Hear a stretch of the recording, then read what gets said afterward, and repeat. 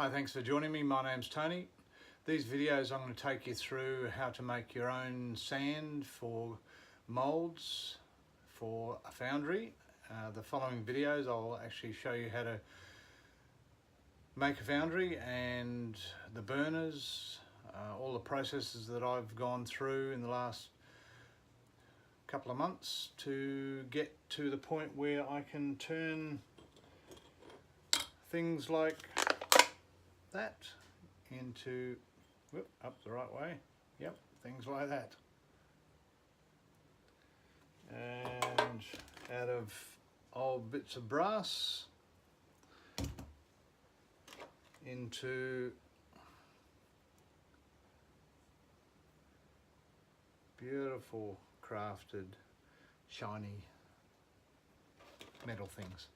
So stay with me and let's get into it and I'll show you the steps. Okay, to start with, hang on, that's better. There we go. Okay, to start with, we're going to make some green sand, what they call green sand.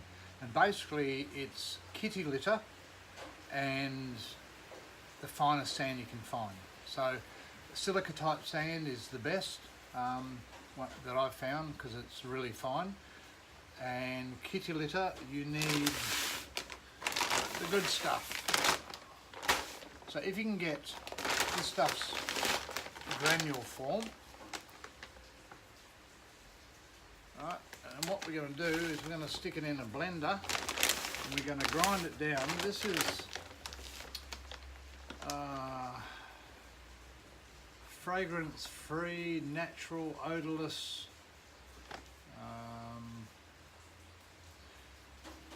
clumping clay, it's called. I tried the other stuff which was a pure clay. It was quite reddish in colour. Didn't really work as well, but that was in the early days and I didn't really know what I'm doing. And I still don't, but this might work. Okay, so this is what we end up with. A really fine kitty litter powder. And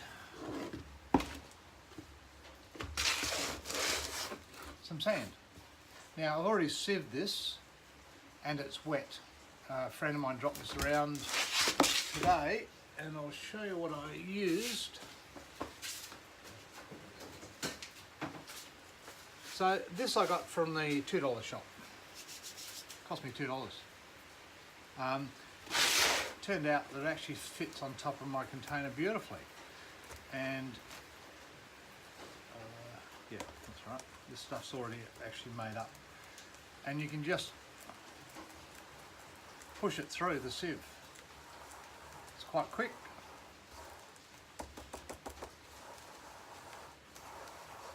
And whatever's left over, you can dump out. This is a batch I've just made. So it's about 11 to 15% kitty litter and the rest is sand. Now what you want to mix it up. I actually mixed this wet for the first time and it worked quite well. I've got a drill with a beater.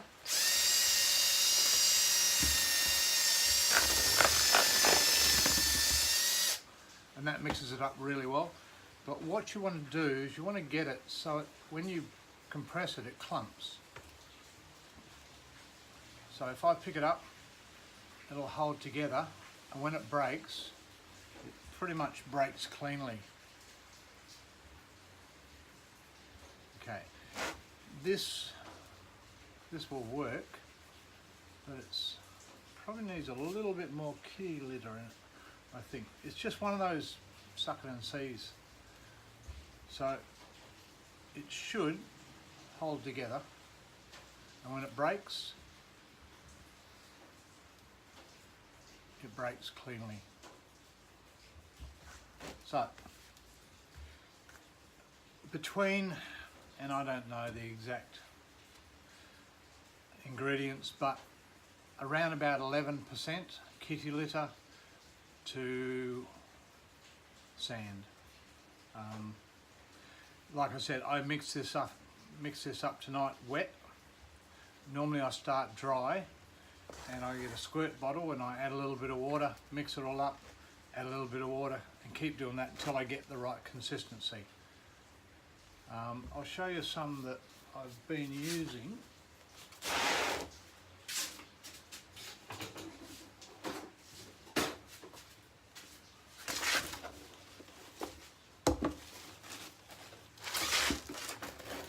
So this is a little bit dry at the moment because I was casting today, but when I mix it up and squash it as I mix, you can see it clumps and it's quite solid. When it breaks, actually this is breaking better, this is holding a little bit better than the other stuff, but it might be because it's a little bit, the other stuff's a bit wet. But that's what you want. So I've reused this 10 or 15 times. I just get rid of the black burnt sand. So this has got a bit of a smell to it from the burning, but it clumps quite well, it holds together and it breaks firmly. That's what you want. Generally what I'll do is after I've done a mould, I'll scrape off the burnt clay or the burnt sand, chuck it in the bin, put the rest back in here, mix it all up again and then just add a little bit of water to it so it's back in the right consistency. But you can see that's quite firm. So you need to make some of this up. That's step one.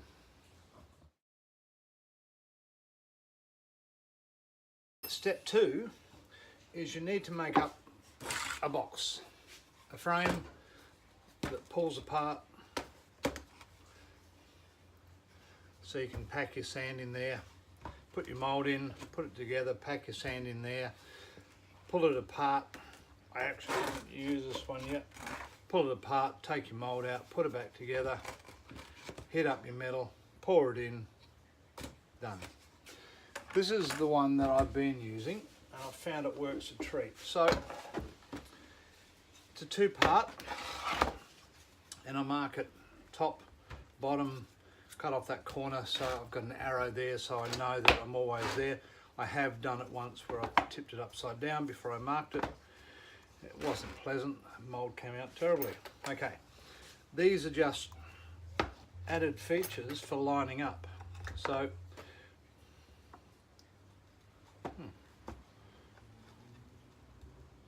wrong size.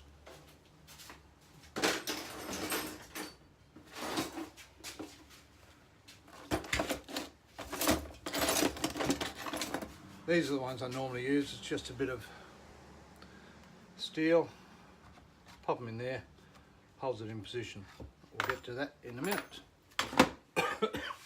Okay, so with this one I've actually screwed it to this baseboard because what I found is when I was pounding it, the sand would actually push through, this would lift, and I couldn't be bothered just holding this down the whole time. So it works quite well the way I do it, and it's probably not the correct way, but it works quite well by screwing it down to this baseboard.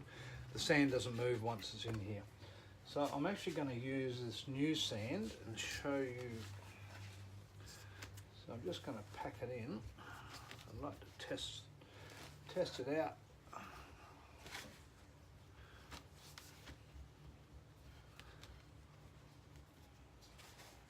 Feels pretty wet, but we'll see. So I normally just pack it as hard down as I can by hand. And I have this little doover, and I'll just go around like that, add a clump in the middle.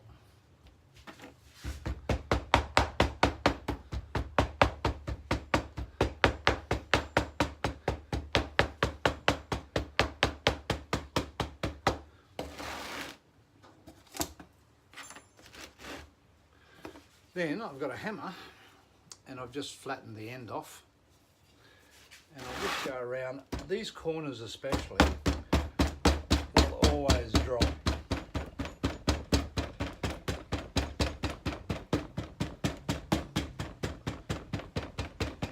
That'll do.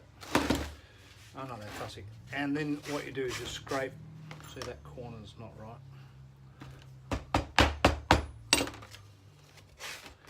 Scrape off the excess.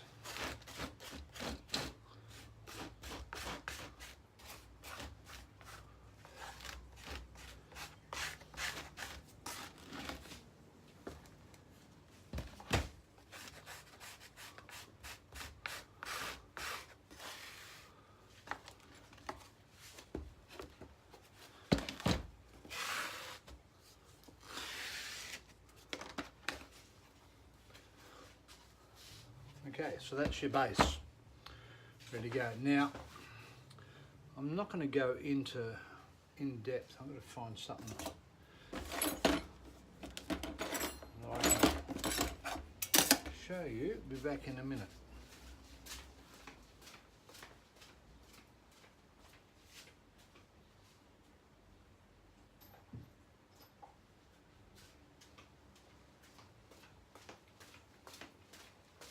Okay, so I'm going to show you how to cast this. I'm not actually going to cast it because I did this today. Number one, talcum powder. Best thing ever. Powder up your part, pop it in.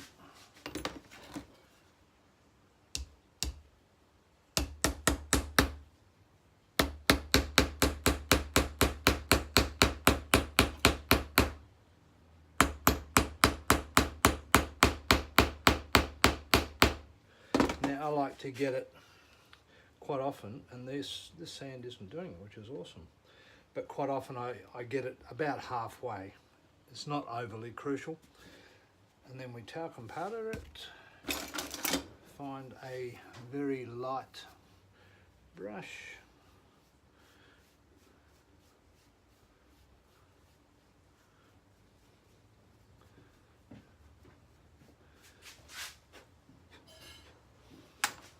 That's one half. Pop, pop your other half on.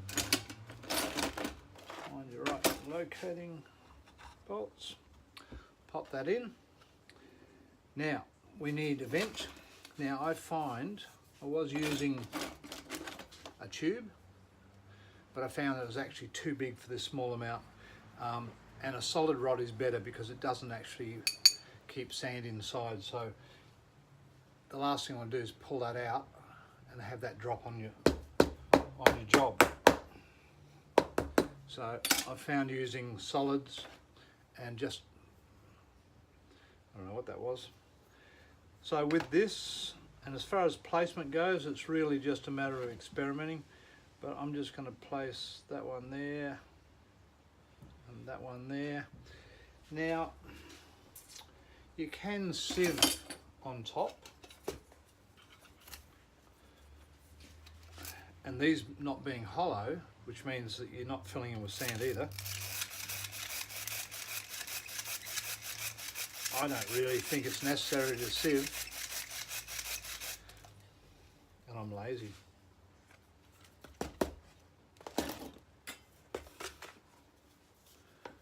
So I just like to fill it up.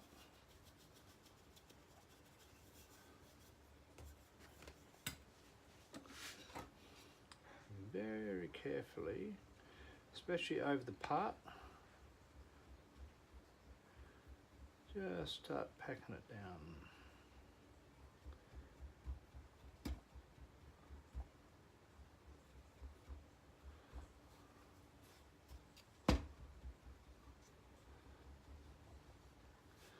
Once you got it down, especially around, because we know that the part's in the middle, so we'll work around that.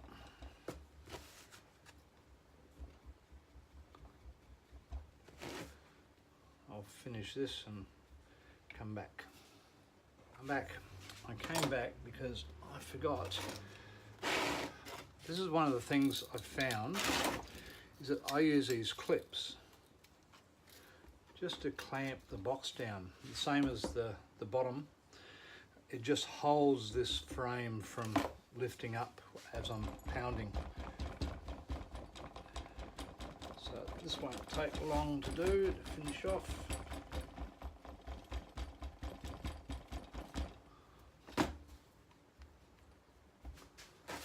A little bit more. Top actually doesn't really matter overly getting it dead flat because I'm lazy and I don't like spending too much time. So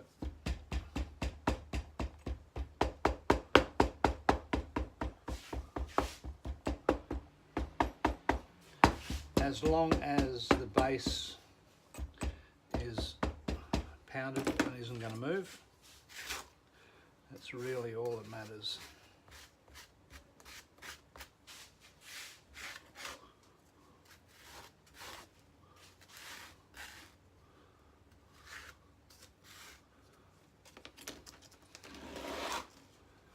See, with these clamps and this attached to the board, I can tip this up. I don't have to worry about it falling out. It's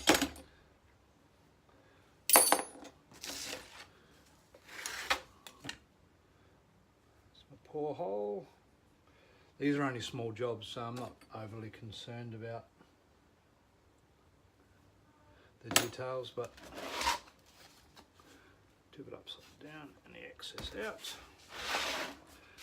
Okay, now I can take my clamps off, take my pins out and carefully lift it straight up. Okay, so there's the mould. Okay, so this is the top, so this is the pouring side of it. So you can see that vent hole there, so I'm just pushing it in, and this has already got the screw there, so I'm just going to open this up a little bit more, show you what I'm doing, and that's it. This sand's looking good. Stand that up there for a minute. Okay, now I need to brush away this sand that's actually caught around the thread, just fraction, and then I'm just going to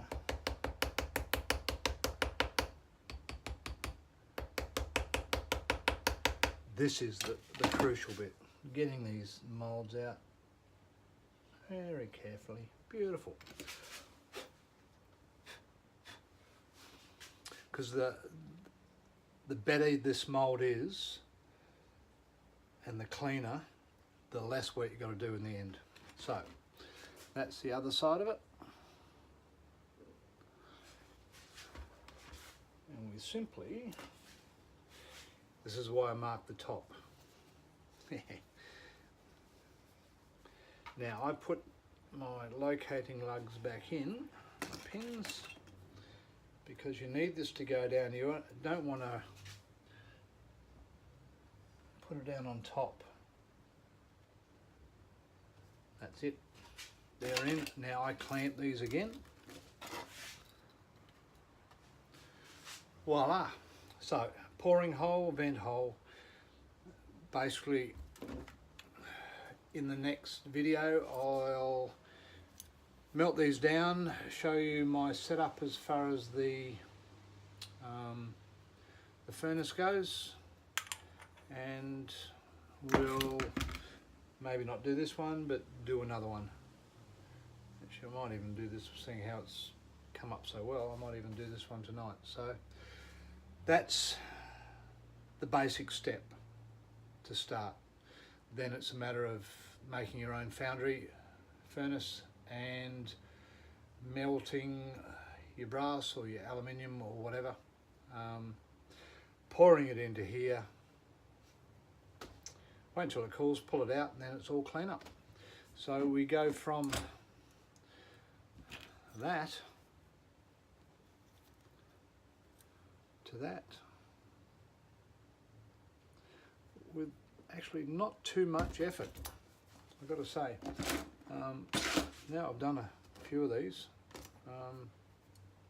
It's a release aid, by the way, for archery, so if you're wondering what it is, but it's nice. It's real. I love brass. So on the next video I'll show you my foundry setup and walk you through. Here I am.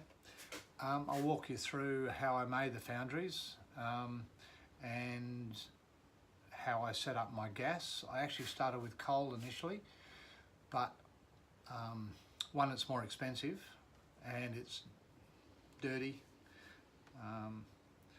So I've finally worked out the gas side of it through YouTube, and works really well. So I've got to modify it a little bit, but on the next video I'll explain that. So thanks for watching, and I hope this helps. If you like my video, thumbs up. Thanks.